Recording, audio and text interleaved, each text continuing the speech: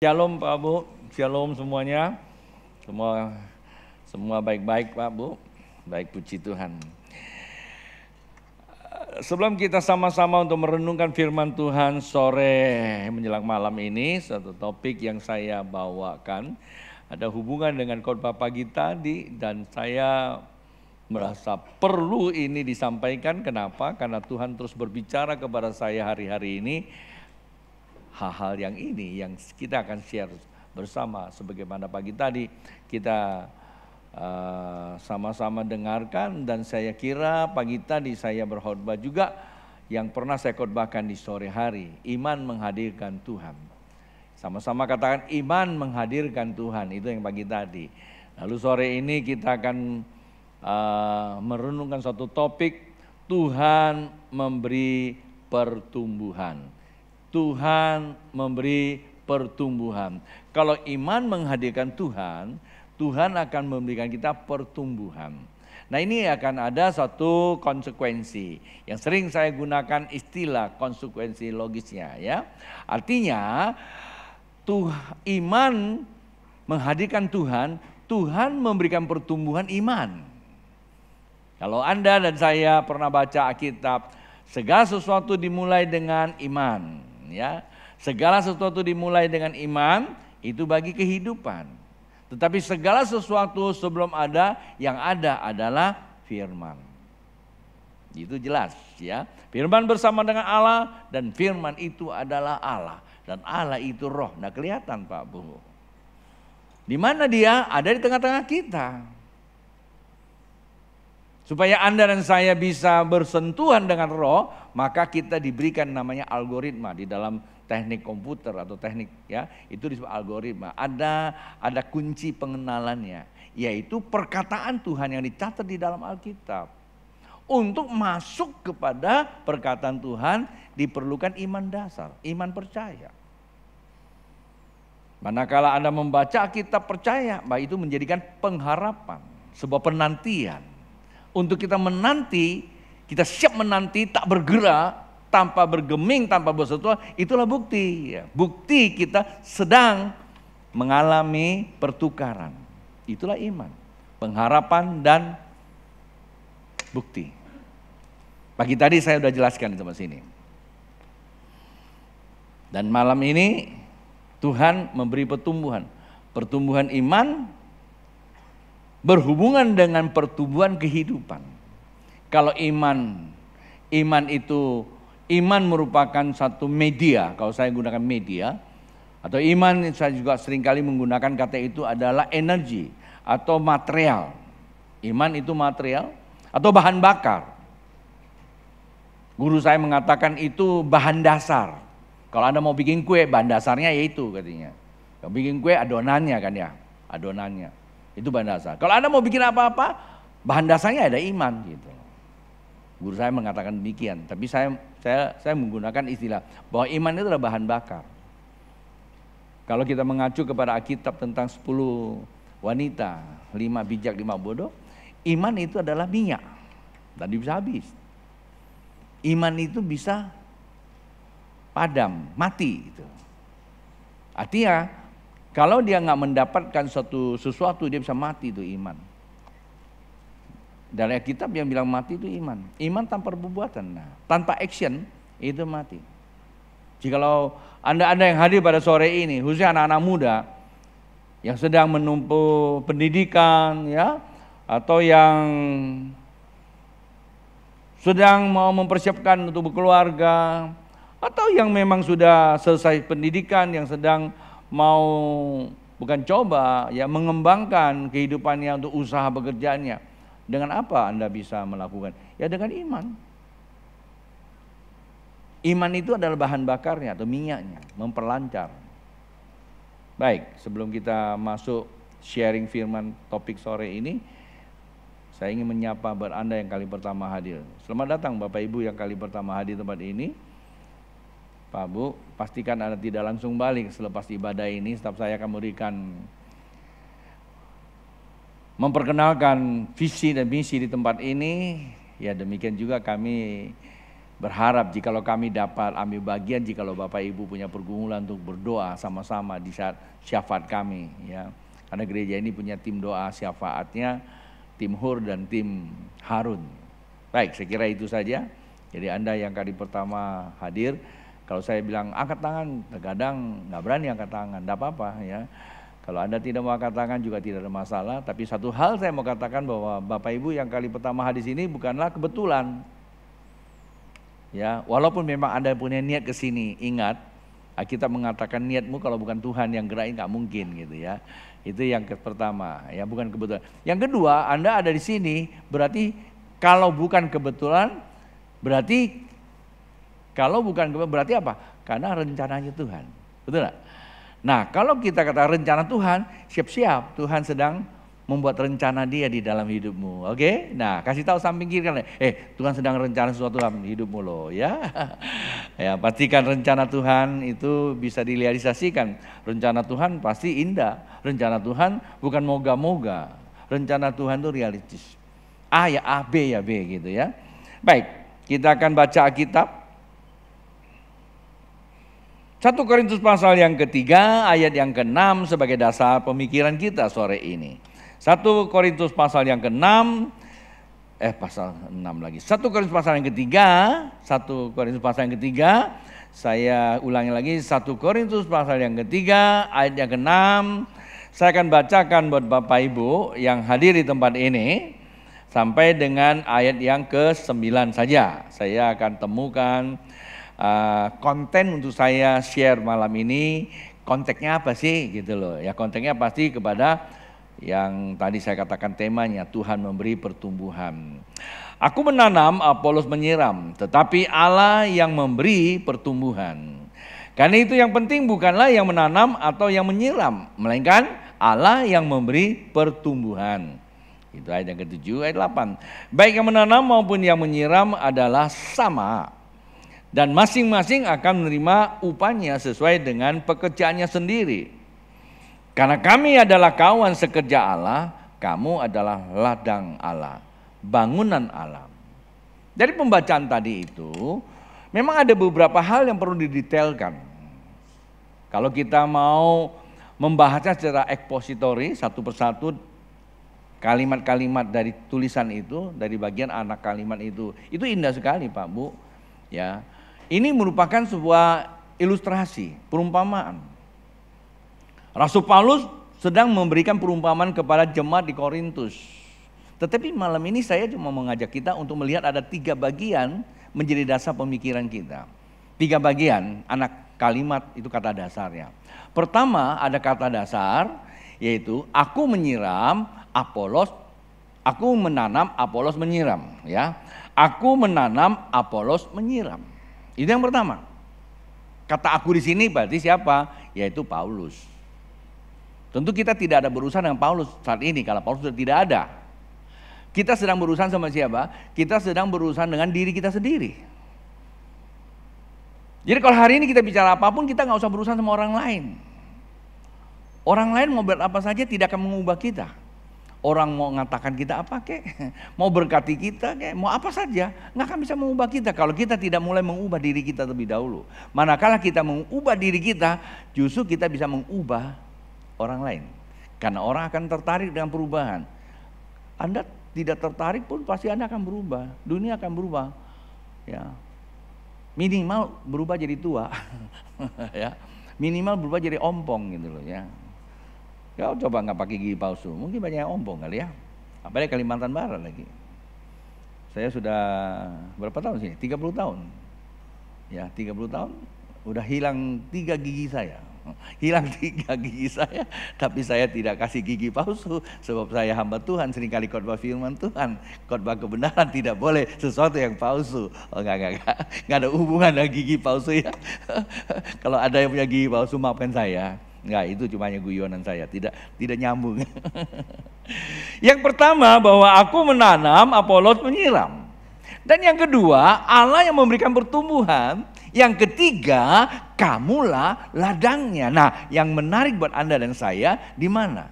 Tentu, ialah kita ini manusia, egosentris tinggi. Udahlah ya, Jangan terlalu rohani lah, ya. Walaupun kita memang orang rohani, tapi nggak usah terlalu gimana ya, rohani sekali. Oh Allah yang penting, ya saya tahu lah.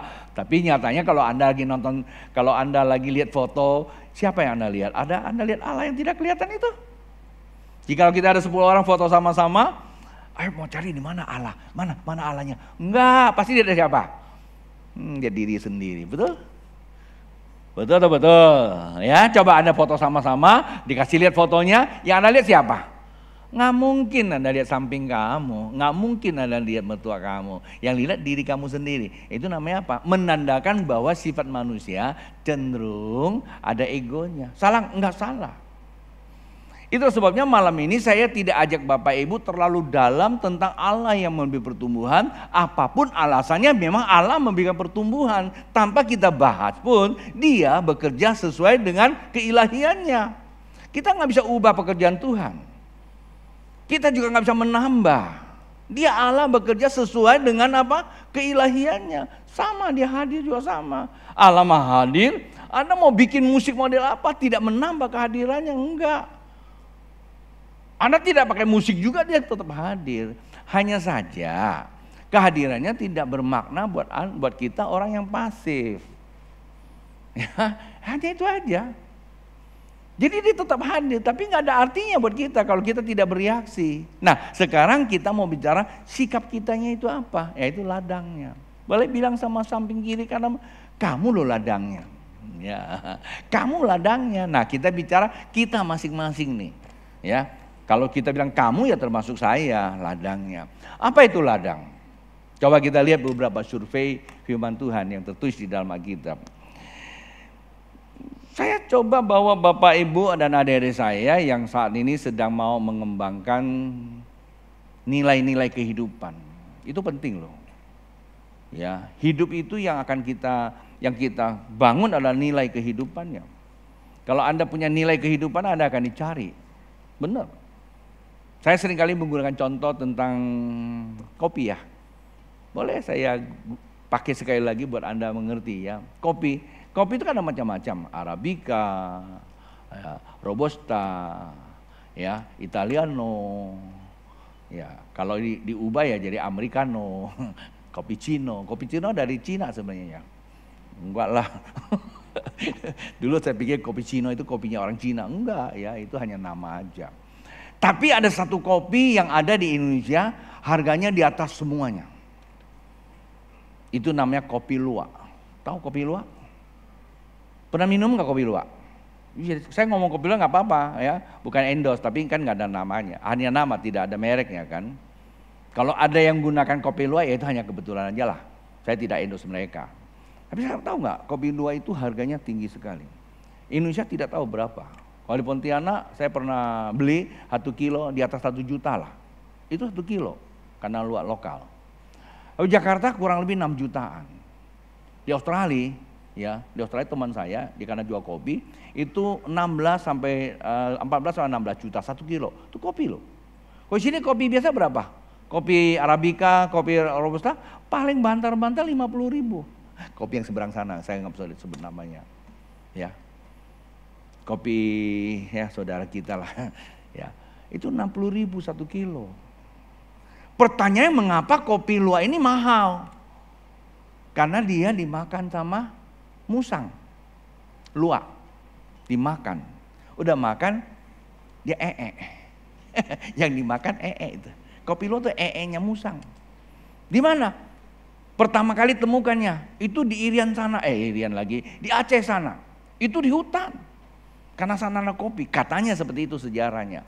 Karena luwak itu makan kopinya, kemudian dia kopinya nggak hilang, kulitnya hilang kopinya. Lalu orang sana mulai dibersihin, kemudian dijadikan tepung kopi. Wih, nilai kopi nilai proteinnya tinggi, nilainya tinggi, tahu nggak?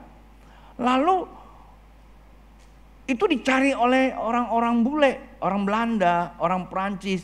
Mereka suka dengan kopi-kopi seperti itu. Mereka buat espresso yang pahit itu. Karena apa? Tidak mengganggu lambung, bahkan menyembuhkan orang yang punya penyakit lambung, gula, dan apalagi impoten katanya ya, bisa memberikan vitalitas dan sebagainya. Itu katanya, saya juga nggak tahu. Ya mau coba sendiri boleh lah. Apa salahnya kan, barang itu bagus. Itu mahal, tapi itu temunya di hutan. Anda bayangkan, barang yang di hutan nun jauh di sana di kampung aja harganya itu belasan juta. Coba lihat kiri kanan kamu. Kamu lebih baik daripada tai musang loh. Betul nggak? Benar kan? Kita lebih baik daripada tai musang. Tai musang aja berharga kan? Nah, saya yang maksudkan nilai. Kalau Bapak Ibu punya nilai, nggak usah show. Disimpan di mana aja berharga. Saya nggak usah kasih tahu tempatnya, nggak enak. Tapi ada satu warung, jauh dari Pontianak, agak ke desa, jalannya kecil. Anda ke sana mesti ngantri loh. Hanya jual kue, udah tahu di tempat di mana. Udah nggak usah sebut nama-namanya, udah enak ya, karena nanti bilang saya endorse lagi. Saya bilang sama teman-teman yang suka makan di sana, lu tahu nggak sih kenapa mereka bisa begitu terkenal? Karena nilainya. Ya, karena itulah gereja ini menerapkan prinsip bahwa kita membangun nilai dimulai dengan visi, misi, strategi, baru mencapai nilai. Anda hidup harus punya visi, punya misi, punya strategi. Kalau bicara visi itu berarti kita melihat cara Allah melihat. Misi kita minta kekuatan Allah untuk kita bergerak. Strategi kita perlu belajar. Nggak ada strategi itu niru orang. Kalau niru orang itu nggak enak saya ngomong. Yang suka tiru-tiru kan yang ada di hutan itu. Ya, manusia yang di hutan itu namanya apa? Monyet. Teori Darwin. Itu suka tiru. Kita kan bukan monyet. Mungkin kita pernah kebaca bukunya Darwin kali ya. Katanya kita ini adalah mutasi dari monyet. Atau evolusi dari monyet. Salah, mana ada. Walaupun dulunya agak mirip-mirip, tapi itu bukan kita. Ya, itu yang sana punya. Kalau kita tetap adalah ada manusia ciptaan Allah, serupa dengan Allah. Tapi kita bisa bernilai manakala kita belajar. Ketika kita belajar, kita mempunyai kemampuan mengelaborasi diri kita dengan struktur yang baik, sehingga kita bisa menstrategikan hidup kita. Ada tatanannya, tuntunannya, sehingga kita punya nilai. Bahasa kita baik, sikap perilaku baik, A ya A, B ya B. Yang disebut integritas, itu nilai kita. Kalau kita kehilangan integritas, kita tidak akan bisa mencapai kemaksimalan.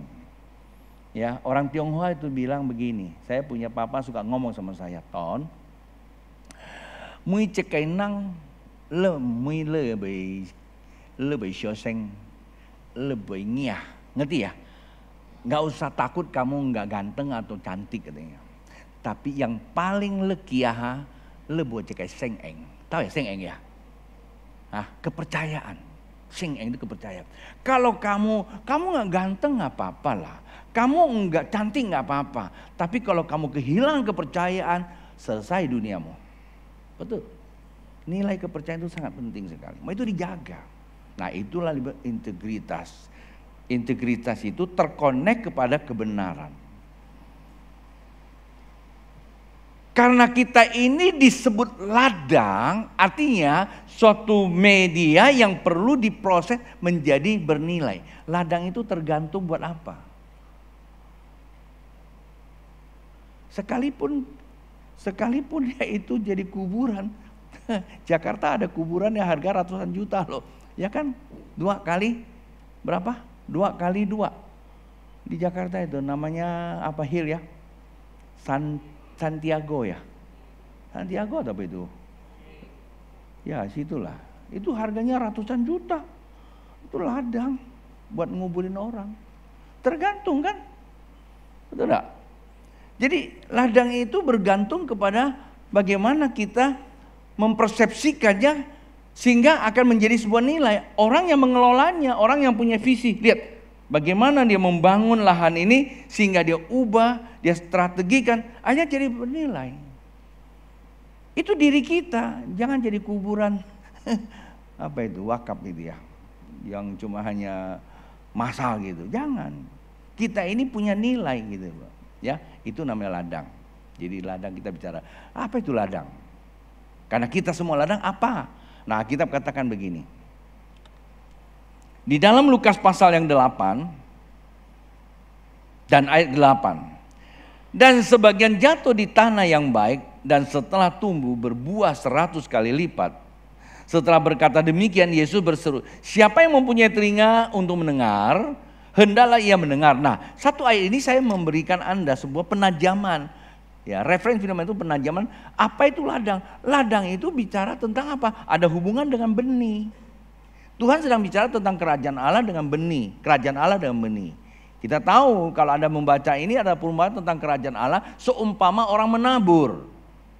Nah, ada yang ditabur di tepi jalan, kemudian yang berbatu-batu dan yang berduri-duri, dan yang keempat ya, lantai yang keempat atau tingkat yang keempat bertanam di tanah yang baik.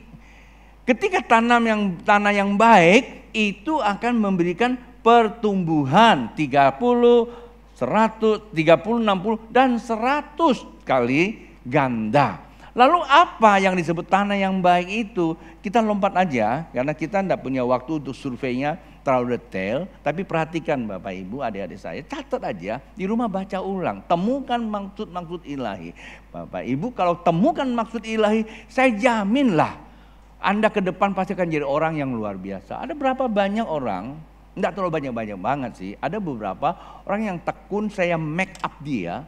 Saya tuntun dia, hari ini saya lihat dia menjadi orang luar biasa. Benar. Beberapa waktu yang lalu saya berjumpa dengan satu orang, dia cerita sama saya terkagum-kagum. Apa saya hebat? Enggak. Saya cuma ceritakan apa yang dimasukkan firman Tuhan, kemudian dia lakukan, dia menghidupnya. Waduh, luar biasa. Dan saya punya keyakinan orang-orang di sini punya potensi. Ya coba lihat kiri kanan, Anda punya potensi loh, jadi orang luar biasa, punya nilai.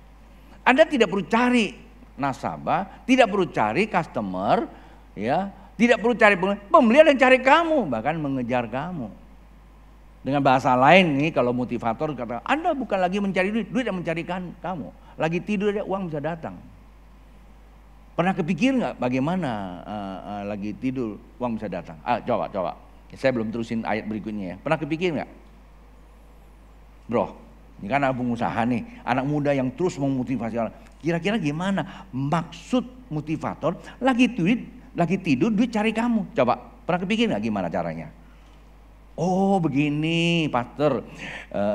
Karena jam 3 malam, kata sialau, ita nang cho satyaไปข้างแควที่ไปไก่ข้างแควนะsatya lại là y nang nong trong ý時候นะนั่งดูจิบเอจูคือเอียกิมคือจุดไล่ita bị trò chat một takat wasia mata lai si lihat le cho siap menci pengah kan nggak ngerti kalian semua kan. Kerjaan apa? Kerja jam 3. Jam 3 itu kan maling. Jangan kencang-kencang. Kalau polisi datang kamu masuk penjara makan gratis. Katanya seperti itu. Apa begitu? Begitu dia dikejar polisi, dia lempar ke rumah Suprapto lagi tidur. Dapat emas 100 kilo. Jadi orang kaya nggak? Jadi orang kaya. Jadi orang kaya nanti dituntun sama satpam kiri kanan pakai baju oranye. Bukan begitu, bos. Ini kadang pikiran orang terlalu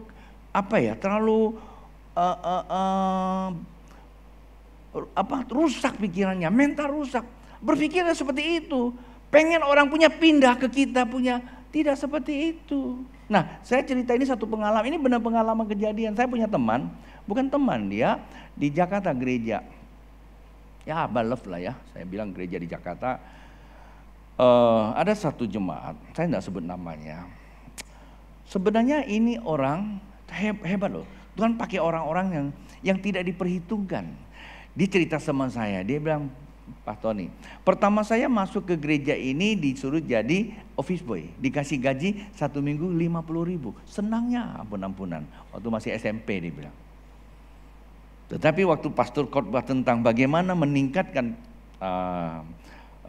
kualitas hidup manusia itu, dia cerita sama saya panjang, dia temenin saya khotbah sepanjang hari. Saya hampir kaget-kaget. Nah satu hari dia punya kerinduan, dia punya satu feel bahwa dia bakal jadi orang seperti kata firman, bukan seperti kata pendeta. Dan dia nangkap seperti itu, seperti dia tangkap firman Tuhan itu. Dan dengan kata lain orang ini agak idiot gitu, ya agak idiot. Terus dia lagi tidur, mimpi Tuhan datang Kasih dia mimpi. Suruh dia bikin kusen. Itu digambar. Dalam mimpi dia gambar. Waktu dia bangun, dia gambar sama dia. Karena nggak lupa. Karena dia tidak terlalu banyak obsesi cari duit kan. Orang seperti itu. Gampang Tuhan install dia. Penuh ya.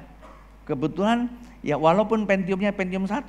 Tapi masih kosong. Langsung penuh tuh dia punya memori.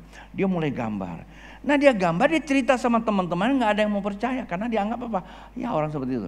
Dia cerita sama rumahnya di tetangga ada orang seorang Pak Haji ini jual plastik bekas gitu kan, jual biji plastik bekas. Dan dia cerita sama dia. Dia bilang ini barang kalau dibikin dari plastik ini bisa laku. Lalu Pak Haji itu bilang sama dia, ya kenapa kamu nggak bikin? Ya nggak punya modal. Lah gua kasih lu modal lah. Tuh plastik kan banyak. Perlu mesin, berapa mesinnya? Waktu itu kalau salah 400 juta dia bilang. Lalu dibeliin sama Pak Haji itu, mereka kerjasama. Jadi cerita awalnya begitu. 8 bulan kemudian dia beli pabrik itu di Raja Wali sana, harganya 8M. Gudang dia beli. Dan akhirnya dia bikin banyak barangnya, ekspor dan bahkan kalau saya sebut namanya Anda kaget. Di Pontianak juga ada. Dari orang yang tidak diperhitungkan. Lagi tidur, uang kejar dia. Maksudnya ngerti gak? Tuhan bisa pakai macam-macam. Kalau setan keluar dari kamu, yang masuk Tuhan. Tuhan bisa buat semuanya menjadi berarti. Nah, 30, 60, dan 100. Betul kan? Apa yang harus diperbaiki? Tanahnya kan kata kitab. Lalu apa tanahnya? Nah, ayat 15. Ayat 15 berkata begini. Ya. Lukas yang sama ayat 15. Yang jatuh di tanah yang baik ialah orang yang setelah mendengar firman itu, nah ini udah bicara benih, ini penyingkapan, artinya penjelasan tentang tadi atas itu.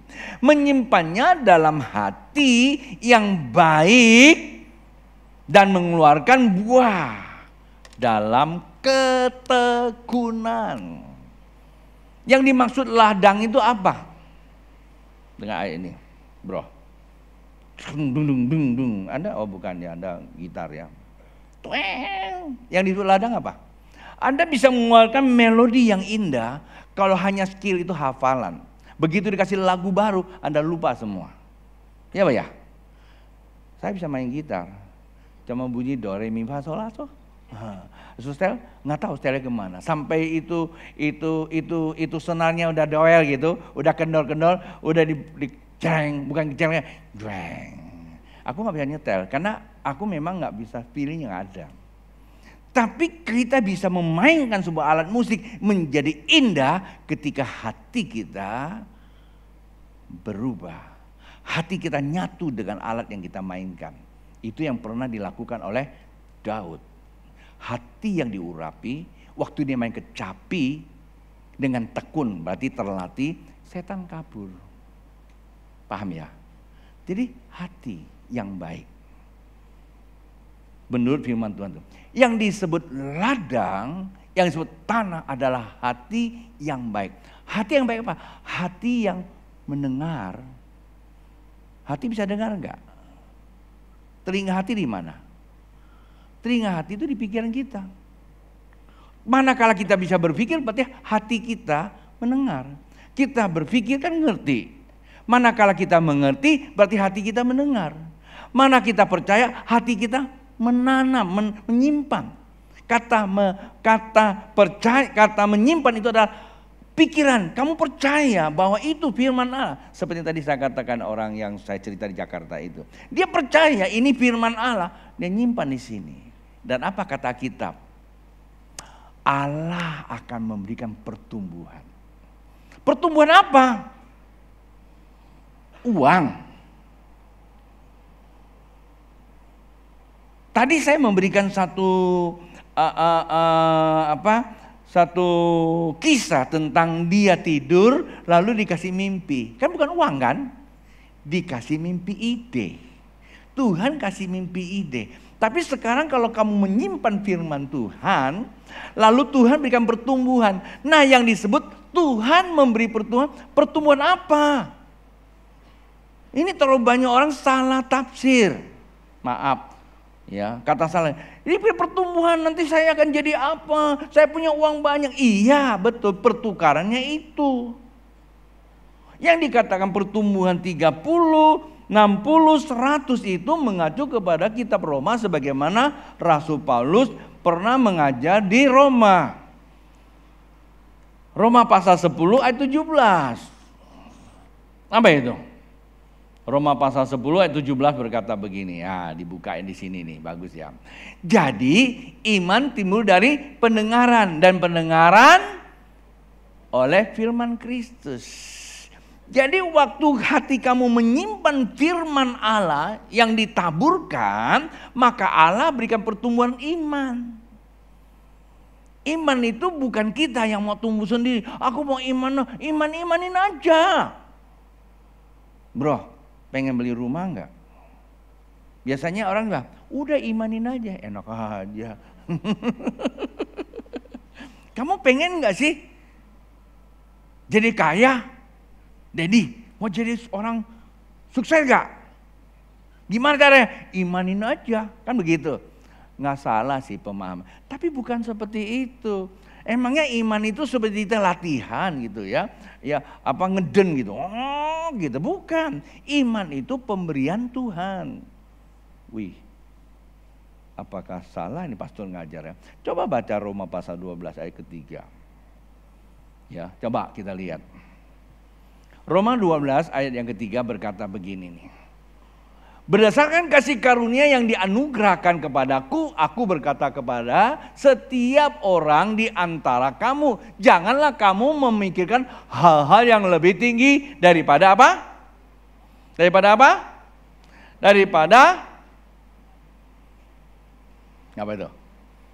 Tetapi hendaklah kamu berpikir begitu rupa sehingga kamu menguasai dirimu menurut ukuran apa itu? Iman yang dikaruniakan Allah kepada kamu masing-masing. Itulah yang katakan Tuhan akan berikan pertumbuhan.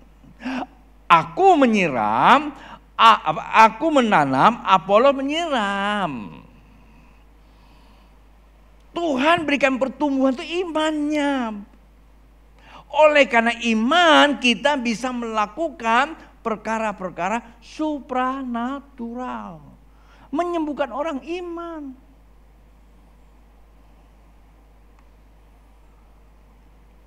Hari-hari ini lagi heboh apa nih? Sekolah libur. Pandemi udah hilang. Ya hilang mana saya nggak tahu lah ya. Pokoknya katanya udah di luar. Semua hampir dibebaskan, mal penuh, tempat pariwisata penuh. Lalu heboh apa? Pada pergi wisata, betul ya? Berpergian. Tuh si Tata katanya mau pergi ke Eropa, ya. Terus si Dedi mau ke Australia, ya. Saya ngomong gitu, iyain aja, siapa tahu nanti jadian. Ya. Suprapto mau ke Jepang. Tahu ada atau tidak? Saya nggak tahu. Saya ngomong aja lah ya. Semua pengen pergi, lalu tiba-tiba apa?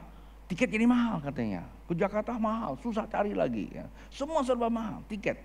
Iya, dengan uang Anda bisa ke Jakarta, dengan uang Anda bisa ke Eropa, dengan uang Anda bisa ke Jepang, tapi dengan uang nggak bisa bawa Anda ke surga loh. Ya. Saya baru dapat kabar pagi tadi saya cerita. Ya nggak apa-apa lah, karena saya nggak sebut namanya. Ini orang berduit. Dengan uang dia bisa buat apa saja. Dia undang kami. Mau merit. Tanggal berapa? Kemarin ya. Kemarin.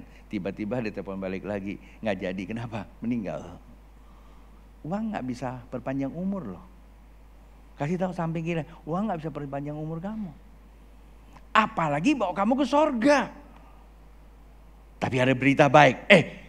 Tepuk kiri kanan. Ada kabar baik. Iman bisa bawa kamu ke surga. Amin. Tuhan kasih kamu iman bisa kamu gunakan dalam segala hal. Ya kan? Tuhan kasih kita iman. Untuk mencapai kemaksimalan. Itulah hatimu. Saya tutup mengajarkan. Pastor, bagaimana menanam dan menyiram? Kan itu, saya lihat wajahnya udah tahu. Siapa? Pendeta menanam. Worship leader menyiram begitu. Atau pemusik, praise and worship menyiram, bukan. Karena tadi saya katakan bahwa di situ berbicara ada 3 bagian, tetapi sesungguhnya itu berkenaan dengan 2 aja, Tuhan dan manusia. Ladang adalah manusia, yang menanam sedang yang menyiram adalah manusia. Nah, saya sinkronkanlah bahwa yang bertugas dan bertanggung jawab pada dirinya adalah diri sendiri. Anda yang menanam, Anda yang menyiram. Maka Tuhan yang berikan pertumbuhan. Hatimu persiapkan dan itu saya selesai. Maksudnya gimana menanam? Firman Tuhan. Pak, Bu, adik-adikku, Anda semua. Saya tutup memberikan sebuah arahan. Jikalau malam ini Anda konsisten, Anda nangkap, lakukan, saya pastikan, bukan saya jamin, Roh Kudus, saya pastikan 7 hari ke depan Anda akan melihat sesuatu yang terjadi. Bagaimana caranya? Menanam firman Tuhan. Baca firman yang kamu, saya tidak menunjukkan ayat apa. Anda baca saja. Setiap peristiwa yang Anda baca di Alkitab, Anda imajinasikan itu sedang terjadi di depan kamu. Waktu Anda membaca Yesus menyembuhkan orang, jangan baca Kidung Agung ya. Nanti Anda baca Kidung Agung, Anda bayangkan bisa terjadi ya. Kalau Ricky dengan, saya tiba-tiba lupa nama kamu, Sinta, boleh berduaan gandengan tangan membayangkan Kidung Agung, boleh. Ya, nanti Anda reaksi, nggak usah tunggu 7 hari. Dalam berapa menit saja bisa terjadi reaksi ilahi. Kenapa Anda ketawa? Anda enggak boleh. Ya, Anda baca kitab Tawarik aja. Mateng gitu ya. Anda baca Alkitab, peristiwa Tuhan Yesus sedang berjalan di atas air. Umpamanya, Anda membayangkan Yesus berjalan di atas air. Lalu Anda membayangkan, mengimajinasi Yesus ada di depan kamu, kamu mulai menyembah. Menyembah sampai kamu menyatu dengan Dia. Saya yakin dan percaya nanti Anda punya iman akan selalu membawa kamu kepada dimensi, namanya dimensi divine. Dimensi ilahi. Peka sekali. Pagi tadi aku menyampaikan firman Tuhan, aku tidak bermaksud untuk bawa jemaat menyembah. Ketika aku cuma hanya dengar suara Tuhan, karena pagi-paginya malaikat nyanyi, aku dengar. Aku dengar malaikat nyanyi gitu. Terus lagu itu dinyanyikan. Nah, ketika aku mulai ajak jemaat nyanyi, baru 1 kalimat aja, saya merasakan Tuhan terus hadir di sini. Hati saya nggak tahan. Dan itu membuktikan kedekatan kita sama Tuhan. Henok karena bergaul karib, dia terangkat. Dan ini menggambarkan kepada kita bahwa ketika Yesus datang kedua kali, pengangkatan terjadi orang yang punya iman. Bukan yang rajin ke gereja. Bukan yang rajin khotbah, itu semua oke-oke aja. Tapi kalau kita nggak punya iman, kita nggak akan mendapat apa-apa, Pak Bu. Semua. Kita ini terlalu gampang minta dari orang. Mari, mulai hari ini kita mengubah mindset kita. Kita gali sendiri. Tuhan sayang kita. Tuhan mengasihi kita. Anda dan saya tidak harus ditentukan oleh orang lain. Kita ditentukan diri kita sendiri. Malam ini saya bicara dari hati saya yang tulus. Kasihan kadang-kadang kita dibawa gundah gulana. Seakan-akan itu Tuhan di mana nggak ketemu. Tapi saya mau katakan, ayo baca, Anda imajinasi, Anda mulai menyembah Dia. Menyembah aja sampai terjadi pertukaran. Hati kamu bergelora. Kalau Anda lakukan mulai hari ini, mulai malam ini, 7 hari ke depan, saya pastikan Anda akan seperti Raja Wali. Hidupmu seperti Raja Wali. Raja Wali standarnya di atas. Raja Wali tidak pernah terbang biasa-biasa. Artinya apa? Orang yang punya iman, hidupnya standarnya di atas, nggak pernah turun. Buat apa di atas? Karena di atas dia bisa melihat masa depannya jelas. Ketepatan, kecepatan, ketangkasan, dan ketangguhan. Sekali lagi, ketepatan, kecepatan, ketangkasan, dan ketangguhan. Itu Raja Wali. Dia tepat kalau lihat apa, dia cepat mengejar, dia tangkap menangkap, dia kuat menghadapi badai. Itu Raja Wali. Dan itulah imamat rajani. Siapa dia orang? Tepuk kiri kanan. Kamu orangnya. Ya wangi berdiri. Bagai Raja Wali. Wih, ini praise and worship terkesima ya. Jadi nggak inget jam. Haleluya. Tuhan mengasihi kamu. Ya.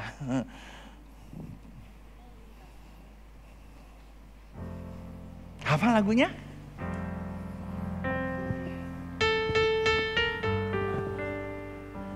Ya, lagu ini lagu Gogo.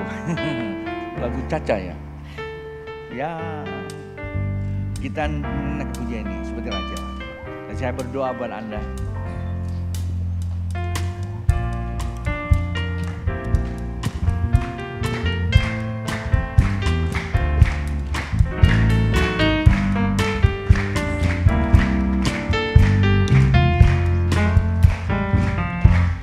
Aku ingin selalu berada di hadirat-Mu. Aku ingin selalu berlindung dalam naungan-Mu. Di bawah kepas sayap-Mu, Kau bawaku terbang tinggi, melintasi langit biru, bagaikan Raja Wali. Aku ingin selalu berada di hadirat-Mu. Aku ingin selalu berlindung dalam naungan-Mu. Di bawah kepas sayap-Mu, Kau bawaku terbang tinggi, melintasi langit biru, bagaikan Raja Wali. Raja Wali, melintasi gunung tinggi, bagai Raja Wali, melintasi badai hidup. Di bawah kepas sayap-Mu, Kau bawaku terbang tinggi, melintasi langit biru, bagaikan Raja Wali. Saya mau ceritakan sejarah lagu ini. Nggak banyak orang tahu kan siapa penciptanya. Bukan pencipta, siapa yang mengubah lagu ini. Dia seorang sahabat saya, berapa kali khotbah di tempat kita juga.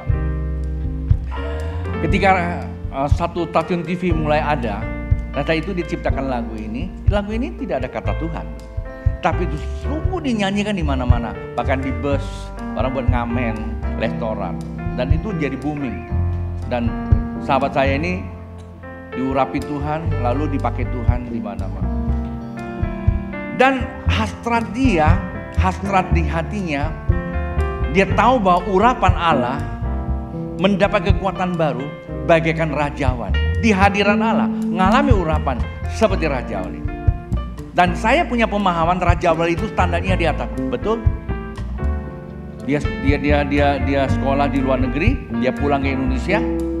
Dan seketika suami istri dipakai Tuhan luar biasa. Lalu dia buka gereja. Jadi diberkati. Kan sekali diberkati. Tapi Raja Wali tanda tinggi, tepat, cepat, tangkas, dan kuat. Nah, yang diperlukan apa? Ketangguhan. Dan apa yang terjadi? Beberapa waktu yang lalu dia divonis kanker stadium 4.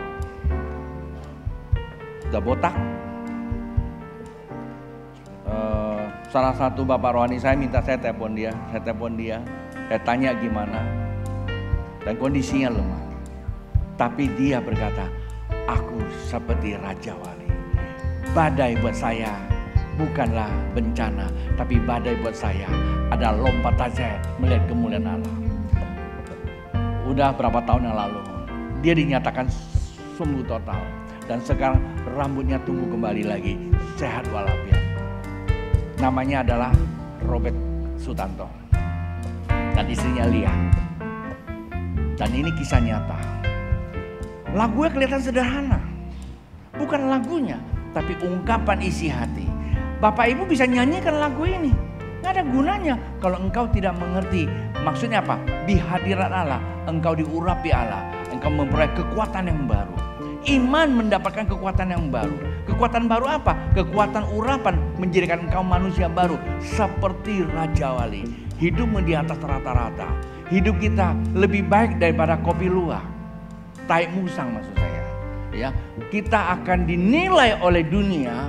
Kita akan diperhitungkan oleh dunia. Dan kita menjadi pengubah dunia. Karena kita dibutuhkan oleh dunia. Karena kita duta-dutanya kerajaan Allah. Sehingga segala sesuatu bagi Anda dan saya tiada mustahil. Karena Allah turut bekerja di dalam. Mari tangan terangkat dan saya berdoa buat Anda. Bapa di surga, buat yang hadir di tempat ini mendengar firman Tuhan mau di rumah. Hamba tidak tahu apa yang menjadi pergumulan mereka. Satu hal yang hamba sampaikan pada jemaatmu di tempat ini. Mereka bukan lagi pencarian. Tapi mereka menjadi orang yang menantikan Tuhan. Dapatkan iman. Dan bagaikan Raja Wali, terbang tinggi, tepat, cepat, tangkas dan tangguh. Kalau saja hari ini ya Tuhan mereka sedang menghadapi goncangan ekonomi, manusia tidak bisa menolong, keuangan tidak bisa menolong, tapi iman mereka bersentuhan dengan Allah yang sanggup menolong mereka. Ketika rumah tangga mereka hadapi persoalan ya Tuhan, hamba menyampaikan firman, tapi Allah yang memberikan pertumbuhan iman buat mereka. Penyelesaian akan terjadi. Tuhan tuh bekerja. Jikalau yang sakit ya Tuhan, tak satu manusia yang sanggup menyembuhkan manusia itu. Hanya Tuhan. Ketika Tuhan bekerja dengan firman-Nya, iman tumbuh, penyakit itu pun akan diruntuhkan. Kesembuhan akan terjadi. Segala persoalan yang mereka hadapi ya Tuhan, hamba tidak tahu. Tapi satu hal hamba percaya, firman-Mu tajam bagaikan pedang bermata dua. Ia akan terus bekerja sampai ke dalaman hati mereka. Yang memisahkan yang buruk dengan yang baik. Sehingga akan ada pertumbuhan. Hamba minta dalam nama Tuhan Yesus, kuasailah jemaat-Mu. Berkatilah jemaat-Mu. Karena Allah yang memiliki mereka. Allah yang menebus mereka. Dan Allah yang menjamin mereka. Dan Allah memberkati mereka. Di dalam nama Tuhan Yesus.